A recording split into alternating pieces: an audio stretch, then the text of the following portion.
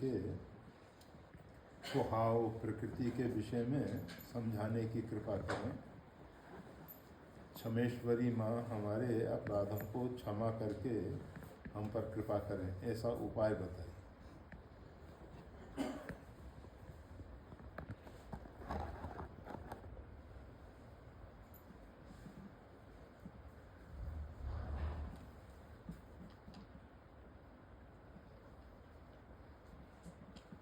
निसीम कर्णपूर्ण वात्सल्य महोदधि कांता श्री राघवेंद्रस्य सीता पातु सर्वदा।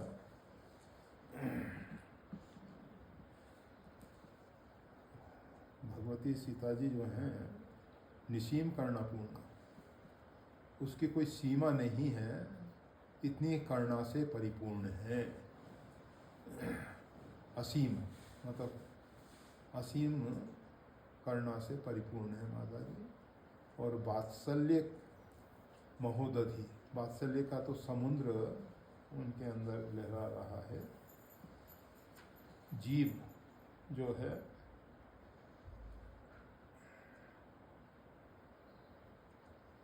परमात्मा की कृपा का अपेक्षा रखता है, कृपा की आकांक्षा रखता है, कृपाकांक्षी है, परंतु उसके अंदर कोई भी ऐसा गुण नहीं है जिसके कारण उस पर कृपा की जाए। परंतु माता जी जो हैं ना तो जीव के दोष दुर्गुण देखती हैं, क्योंकि उनके हृदय में एक ही भाव है, न कश्चिन नापराध, कि ऐसा कोई व्यक्ति है ही नहीं जिसने अपराध न किए हों। तो आप सबको मालूम ही है, वाल्मीकि रामायण में जिस समय श्री आंजनेय, श्री हनुमान जी महाराज भगवान श्री राघवेंद्र का लंका विजय एवं रावण वध की समाचार को लेके भगवती सीता जी के पास पहुँचे, तो बहुत राक्षसियाँ जो हैं वहाँ उनकी सेवा में तत्पर थीं, जो रावण के भय से, रावण के आदेशानुसार सीता जी को भयभीत करती रहती थी। वही आज सब भगवती की सेवा में संलग्न है। हनुमान जी महाराज ने भगवती सीता जी के चरणों में बारंबार प्रणिपात किया। प्रणिपात करने के उपरांत निवेदन किया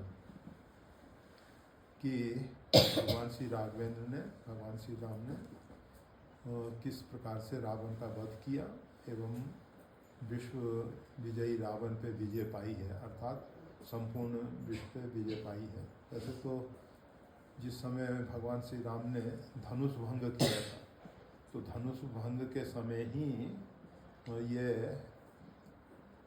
कहा जाता था कि जो भी धनुष भंग करेगा वो विश्व विजयी माना जाएगा। और रावण बाण छुआ नहीं चापा, रावण और बानासुर जैसे उस धनुष को नहीं छुए, छद्म वेश में थे।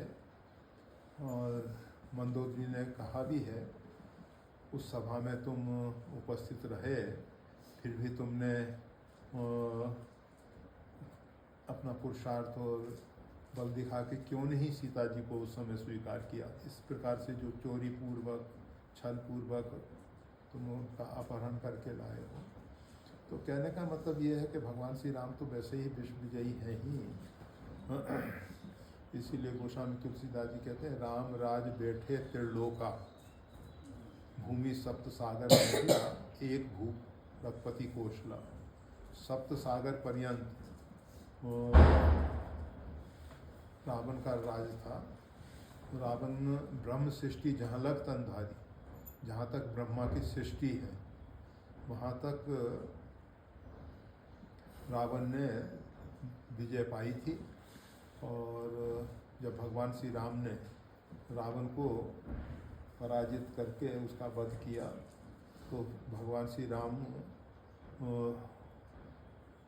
उससे भी ज़्यादा श्रेष्ठ हुए। वैसे तो वो परमात्मा है, फिर भी मानवीय रूप में ऐसा लीला कर रहे हैं। तो हनुमान जी महाराज ने ये शुभ संदेश भगवती सीता जी को सुनाया। भगवती सीता जी ने कहा कि आपने जो मेरे को ये संदेश सुनाया है, इससे मैं इतनी प्रसन्न हो गई, मेरे को समझ में नहीं आ रहा कि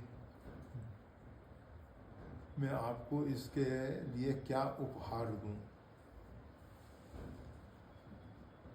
हनुमान जी महाराज ने कहा कि मेरी एक इच्छा है, अगर आप उसको पूरी करें। ये जो राक्षसी हैं, इन्होंने आपको बहुत त्रास दिया, बहुत कष्ट दिया है, और जिस समय मैं उस आपके दर्शन के लिए आया था, आपके पास मुद्रिका लेके आया था, उस समय ही मैंने सोच लिया था कि समय मिलने पर इनको उचित दंड दिया जाएगा। क्योंकि उस समय तो मैं शीघ्रतापूर्वक भगवान श्री राम के पास संदेश पहुंचाना चाहता था कि जल्दी से जल्दी भगवान श्री राम को सीता जी की सुधि मिल जाए और भगवान श्री राम आगे का कार्य करें। तो इसलिए मैंने उस समय तो कुछ नहीं किया था, परंतु अब मैं आपकी अनुमति चाहता हूँ, आज्ञा चाहता हूँ, आपका आदेश हो। तो तब भगवती सीता जी ने कहा कि देखो, ये बेचारी दया की पात्र है,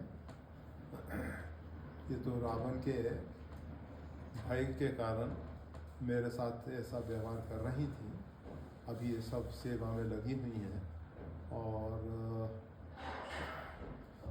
जिसकी सत्ता होती है, जिसका शासन होता है, उसके अनुकूल बन के रहना पड़ता है। बेचारी उस समय परवश थी, इस कारण इन्होंने वैसा व्यवहार किया। और सज्जन महापुरुषों को जो भी शरण में आ जाए उसका त्याग नहीं करना चाहिए, उसको दंड इत्यादि नहीं देना चाहिए। ये सब मेरी शरण में आई हुई हैं और अभय की भिक्षा चाहती हैं, तो मैंने इनको अभय दिया है। किसी प्रकार से भगवती सीता जी एक कथा सुनाती हैं। कहती हैं, एक शिकारी जो है जंगल में शिकार के लिए गया,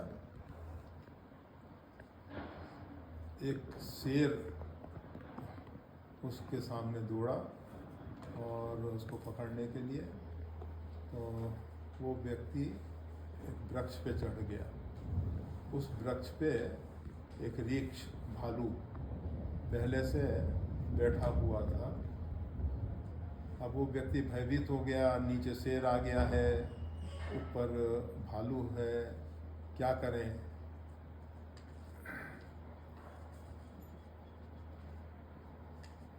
भालू ने कहा, तुम भयभीत नहीं हो, तुम मेरे शरण में आए हो, इसलिए मैं तुम्हारा किसी प्रकार से कोई अहित नहीं करूँगा।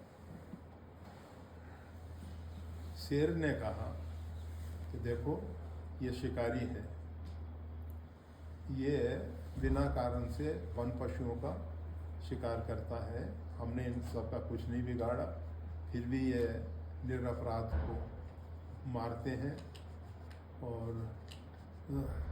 अपना स्वार्थ पूरा करते हैं, खाल इत्यादि हमारी बेचते हैं, हमारा पितृ इत्यादि बेचते हैं आदि आदि।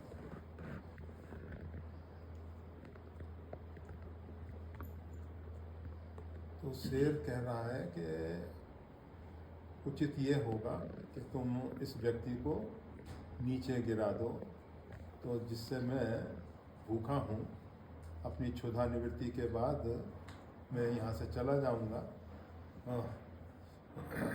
और तुम निश्चिंत होकर आगे बढ़ जाना। भालू ने कहा कि ये मेरी शरण में आया है, इसलिए मैं इसको नहीं गिरा सकता हूँ। अब शेर ने उस व्यक्ति से कहा मानव से कहा, शिकारी से कहा, मानव कितना कृतज्ञ हो सकता है। मानव ने सुना शेर कह रहा है कि अगर इस भालू को तुम नीचे गिरा दो तो मैं इसको अपना आहार बना लेता हूँ, मेरे को तो क्षुधा निवृत्त करनी है, अपनी भूख को मिटाना है जिस भी प्रकार से हो, इसलिए इसको तुम नीचे गिरा दो। मानव ने कहा ये तो अच्छा अवसर मिला है। उसने उसके टांग पकड़ के खींच के गिराने की कोशिश की। भालू तो पेड़ पे रहने का अभ्यस्त था, वो सावधान था, वो गिरा नहीं। शेर ने फिर उससे कहा कि देखो तुम कह रहे थे ये सर में आया है, इसने अभी तुम्हारे पैर पकड़ के नीचे खींचने की कोशिश की, अब तुम इसको नीचे गिरा दो और मैं इसको खा के चला जाऊंगा। परंतु उस व्यक्ति भालू ने कहा भले ही इसने अपराध किया है परंतु हम अपना शरणागत धर्म नहीं छोड़ेंगे, जो भी हमारी शरण में आता है। तो माता जी कहती हैं कि कोई भी व्यक्ति ऐसा नहीं है जिसने कभी जान में अनजान में कार्य रूप में कारण रूप में न कश्चिन अपराधेति अपराध न किया हो। इसलिए जो महापुरुष हैं वो शरण में आए हुए का त्याग नहीं करते हैं। शरणागत को जे तजे निज हित अनिहित अनुमान ते नर पावर पाप में तिन्हें बिलोकथान। तो हनुमान जी महाराज कुछ नहीं किए परंतु माता जी का ऐसा स्वभाव है, मतलब जिन राक्षसियों ने उनको बहुत अधिक कष्ट पहुंचाया और उन राक्षसियों के ऊपर भी भगवती की दया है, करुणा है, कृपा है। जैसे लोग कहते हैं कि माता बहनों को हनुमान जी की आराधना उपासना करनी चाहिए, नहीं करनी चाहिए। उसी प्रसंग में जब हनुमान जी महाराज वहाँ पहुँचे हैं तो राक्षस और राक्षसियों ने हनुमान जी की पूजा की है। तो हनुमान जी की सेवा पूजा का अधिकार तो सभी को है, नारी पुरुष कोई भी हो, केवल इतना है पवित्रता का विचार रखना चाहिए, चाहे कोई भी हो, पुरुष हो तो भी स्त्री हो तो भी, उनको पवित्रता का ख्याल रखना चाहिए। और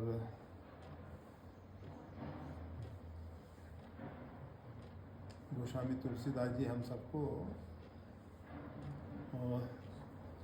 एक उपाय बताते हैं।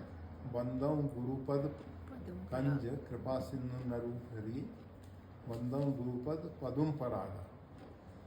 चरण की धूली की उपासना करनी चाहिए, मतलब हनुमान जी के चरण की जो धूली है उसकी उपासना करनी चाहिए, ना कि उनके चरणों तक हम पहुँचें, चरणों का स्पर्श करें। उसकी अपेक्षा अच्छा ये है कि हम उनके जो चरण की धूली है वो उसको सिरोधार्य करें, उसको नमस्कार करें। तो माता जी जो हैं रामचरितमानस में एक और प्रसंग आया है, वो भी भगवती सीता जी के स्वभाव का परिचायक है।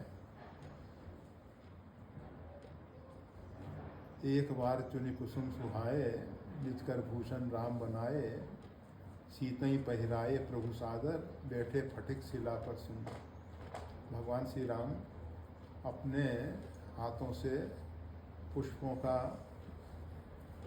चयन किए और पुष्पों का चयन करने के उपरांत पुष्पों का संग्रह करके निज कर भूषण राम बनाए, अपने हाथ से आभूषण तैयार किए, पुष्पों के पुष्पहार, बेनी इत्यादि जो भी हो सकते हैं। और सीतई पहिराए प्रभु सादर, आदर पूर्वक भगवती को पहनाए। गोस्वामी तुलसीदास जी बताना चाहते हैं। बहुत से लोग कहते हैं कि गोस्वामी तुलसीदास जी नारियों के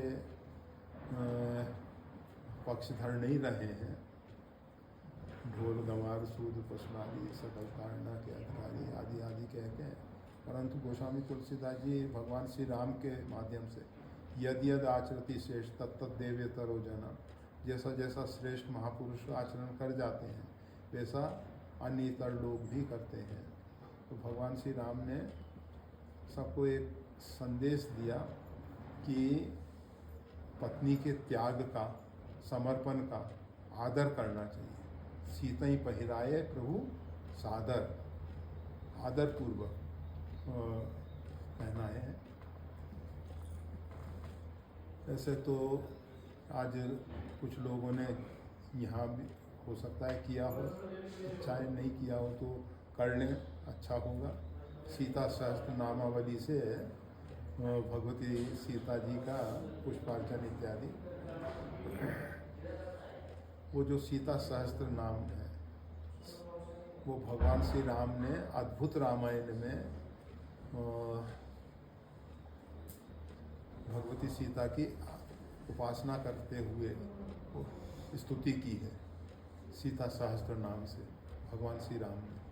तो हम बता रहे थे कि एक बार चुनी कुसुम सुहाए, एक बार ऐसा भगवान श्री राम ने फटिक शिला के ऊपर ये चरित्र, ये लीला घटित हुई है। भगवान श्री राम ने जब सीता जी का इस प्रकार से श्रृंगार किया, उसके बाद भगवान पोत की हैं लीला करके कुछ दिखाना चाहते थे, तो उन्होंने सीता जी की गोद में सिर रख के विश्राम करने का अभिनय किया, नाटक किया। और उसी समय इंद्रपुत्र जयंत, ऐसा कहा जाता है भगवान श्री राम ने 99.5 रासलीलाएं चित्रकूट में की हैं। आधी लीला में ये विघ्न बन गया था जयंत, इसके कारण से वो रह गई थी, तो वही द्वापर में आके महाराज के रूप में पूरी की गई है। वैसे एक भुसुंडी रामायण है, संस्कृत में है, बहुत बड़ा कलेबर है, बड़ी पुस्तक है, और उसमें भगवान श्री राम की इस प्रकार की रासलीलाओं का बहुत वर्णन है। भगवान श्री राम सरजू के उस पार लंबे समय तक रहे हैं। वो अलग अलग रामायण शतकोटि अपारा 100 करोड़ रामायण है, उसमें भगवान श्री राम की लीलाओं का वर्णन है। तो ये गोस्वामी तुलसीदास जी ने जो रामचरितमानस में लिखा है, वैसे वाल्मीकि रामायण में ये प्रसंग भगवती सीता जी हनुमान जी को सुनाती हैं, और अध्यात्म रामायण में भी भगवती सीता जी हनुमान जी को सुनाती हैं। तो ये गुप्त प्रसंग है, इसको कोई नहीं जानता। जब ये प्रसंग भगवान श्री राम को सुनाएंगे आप, तो उनको विश्वास होगा कि तुम मेरे पास आए हो। दूसरा, भगवान के बाण की महिमा समझ में आएगी कि भगवान का बाण, भगवान श्री राम चाहें तो वहीं से, जहाँ हैं वहाँ से ही इस दुष्ट आताताई रावण का अंत किया जा सकता है, और संपूर्ण लंका के जो आताताई दुष्ट हैं उन सबको समाप्त किया जा सकता है। तात शक्रसुत कथा सुनायो, बाण प्रताप प्रभु ही समझायो। हनुमान जी से भगवती सीता जी कह रही है रामचरितमानस में। और वैसे ये घटना अरण्य कांड के अंदर गोस्वामी तुलसीदास जी ने लिखी है, परंतु वाल्मीकि रामायण और अध्यात्म रामायण में अरण्य कांड में यह प्रसंग नहीं है, सुंदर कांड में ये प्रसंग है। जो भी है, तो जयंत जो है सुरपति सुत धर बायस बेश, देवराज इंद्र का पुत्र है, उसने कौए का रूप धारण किया। काक समान पाक रिपुरीति, छली मलिन कतहु नहीं परतीति। गोस्वामी तुलसीदास जी कहते हैं कौए के समान ये पाक रिपु अर्थात इंद्र का स्वभाव है, ये छली है, छल करने वाला है, मलिन है, मन इसका साफ नहीं है, कतहु नहीं परतीति कि इसको कहीं विश्वास नहीं होता है। तो इंद्र का पुत्र है जयंत, उसने कौए का रूप बनाया और कौए का रूप बना के सीता चरण चोंच हति भागा। अध्यात्म रामायण में लिखा है इंद्रा कागा तदा आगत्य मत पादांगुम आरक्तम विद्यारया आमिक्षया। वाल्मीकि रामायण के श्लोक का अर्थ भी अपने ढंग से करते हैं। जो भी है,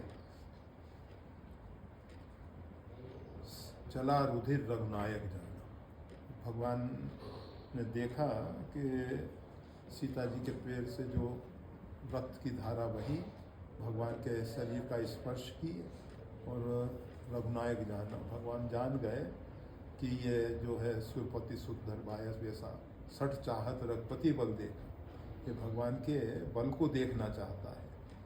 किस प्रकार से जिम पिपील का सागर कहा, जिस प्रकार से एक कोई चींटी जो है सागर की था लेना चाहे, सागर की उताल तरंगों में उस चींटी का पता भी नहीं लगेगा।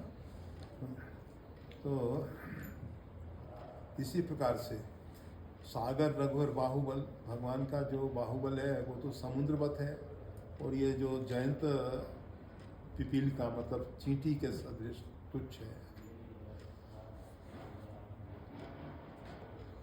जब भगवान ने देखा कि रुधिर की धारा बह रही है और सामने पेड़ पे कौवा बैठा हुआ है, उसके चोंच और पंजे में रक्त लगा हुआ है, तो भगवान ने सींक धनुष सायक संधाना, एक कुशासन पे जिस पे भगवान विराजमान थे उसमें से सींक निकाली और उसको ब्रह्म मंत्र से प्रेरित करके प्रेरित ब्रह्म अस्त्र उसको फेंक दिया। चला भायस उस जो कौवा है वहाँ से भाग के चला और ब्रह्म धाम सिपुर शब्दों का धर्निज रूप गए पित पाही। पहले वो अपने पिता के पास अपना रूप धारण करके जयंत के रूप में गया, परंतु पिता ने नहीं रखा। फिर ब्रह्मा जी के यहाँ गया, शंकर जी के यहाँ गया, शिवलोक में गया, सब धामों में भटकता रहा, परंतु रात को सकई राम कर द्रोही। भगवान से द्रोह करके कौन रख सकता है। मात मृत्यु पितु समन समाना, माता जो है उसके लिए मृत्यु के समान हो जाती है। सुधा होई विष सुन हर जाना, और जो अमृत है वो उसके लिए विष के समान हो जाता है। और राम विमुख जो होते हैं और जो राम जी के सन्मुख होते हैं, गर्ल सुधारी रिपु करई मिताई, उनके लिए विष जो है वो अमृत हो जाता है और जो शत्रु हैं वो मित्रता का भाव रखने लगते हैं। अब जयंत सब लोगों में गया, काहू बैठन कहा न हुई, किसी ने उसको बैठने तक के लिए नहीं कहा। और भा निराश, वो निराश हो गया, उसके मन में चिंता उत्पन्न हुई। जिस प्रकार से भगवान के चक्र से प्रेरित होके दुर्वासा जी जो हैं भटकते रहे हैं तीनों लोक में, उसी प्रकार से जयंत की दयनीय स्थिति हुई। और फिर नारद देखा विकल जयंत। नारद जी ने देखा कि जयंत बहुत विकल हो गया है, बहुत परेशान हो गया है, लागी दया, उनको दया आ गई। कोमल चित संतों का स्वभाव जो है वो कोमल होता है, इसलिए नारद जी को दया आई और उन्होंने कहा तुमने जिसका अपराध किया है वहाँ जा, तू इधर उधर क्यों भटक रहा है। फिर वो भगवान श्री राम के चरणों में आके पड़ा है, परंतु उल्टा पड़ गया, तो भगवती सीता जी ने उसको सीधा किया है और भगवान के सन्मुख किया है।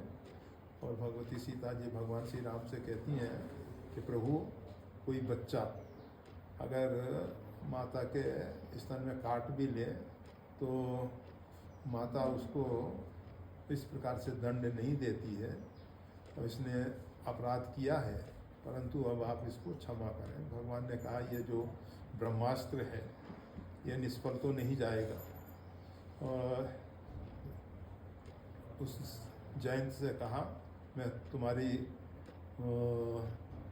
मृत्यु नहीं लेता हूँ, तुमको मृत्यु नहीं प्रदान करता हूँ, तुमको एक नेत्र दे दो, दो में से एक। और उसमें भी विशेषता ये रहेगी कि जिस तरफ तुम देखना चाहोगे, अभी भी आप देखोगे कौवे का नेत्र एक है उसका, और कभी इधर देख लेता है, कभी उधर के नेत्र से देख लेता है, वो अंदर ही अंदर घूमता है उसमें। तो इस प्रकार से एक नयन कर तजा भवानी, उसको एक नयन का कर दिया, मतलब समदर्शी बना दिया, किसी प्रकार से विषम दृष्टि ना रहे, गलत दृष्टि ना रहे। और तो भगवती सीता जी ऐसी हैं कि जिसने उनके प्रति इतना बड़ा अपराध किया, उनके पैर में या स्तन में जहाँ भी इस प्रकार से चोंच और पंजे से प्रहार किया, फिर भी उन्होंने उसकी क्षमा की याचना की कि जिस भी प्रकार से हो इसको भगवान क्षमा कर दें, और भगवान ने क्षमा भी किया है उसको। तो कहने का मतलब यह है कि भगवती सीता जी जो हैं हमारे अपराधों को नहीं देखती हैं। बहुत इस प्रकार की कथाएं हैं जिसमें भगवती सीता जी की कृपा और करुणा का प्रत्यक्ष दर्शन होता है। और भगवती सीता जी को प्रसन्न करने के लिए गोस्वामी तुलसीदास जी ने विनय पत्रिका में पद कहा है, कभों की अवसर पाई मेरी सुध्याय भी मेरी माँ जान की। कभी माँ अवसर पाके आप मेरी सुधि भगवान श्री राम तक पहुँचा देना। कछुक करुण कथा चलाई के, पहले आप कुछ ऐसे कारुणिक प्रसंग भगवान श्री राम को सुनाना जिससे भगवान द्रवीभूत हो जाए, पिघल जाए। और जब भगवान पिघल जाए तब उस समय बताना कि पृथ्वी पे इस कलयुग में एक तुलसीदास हुआ है, वो भी आपका सेवक है, उस पर भी आप कृपा करें। तो भगवती से प्रार्थना करनी चाहिए कि प्रभु से हमारे लिए प्रार्थना करें कि प्रभु हमारे अपराधों को भुलाकर हमारे ऊपर दया कृपा करुणा करें। और जनक सुता जग जननी जानकी अतिशय प्रिय करुणा निधान की, ताके जुगपद कमल मनावऊं। ये जो चरण कमल को मनाने की जरूरत है। भगवती सीता जो हैं, माँ जगदम्बा श्री सीता जी जो हैं, वो हमारे दुष्ट आचरण को देख के हमसे रूठ गई हैं, और हमारा जो व्यवहार बर्तन है वो अक्षम्य है, हम अपराधी हैं। इसलिए ताके जुगपद कमल मनावऊं, उनके चरण कमल को मना रहे हैं। जैसे एक बच्चा अपनी माँ को मना रहा है और माँ रुष्ट हो गई है, तो इसी प्रकार से उनको मनाने की ज़रूरत है। और भगवती कृपा करती हैं, कर रही हैं, करेंगी। बस और इसमें क्या किया जा सकता है। जय श्री राम। जय श्री राम।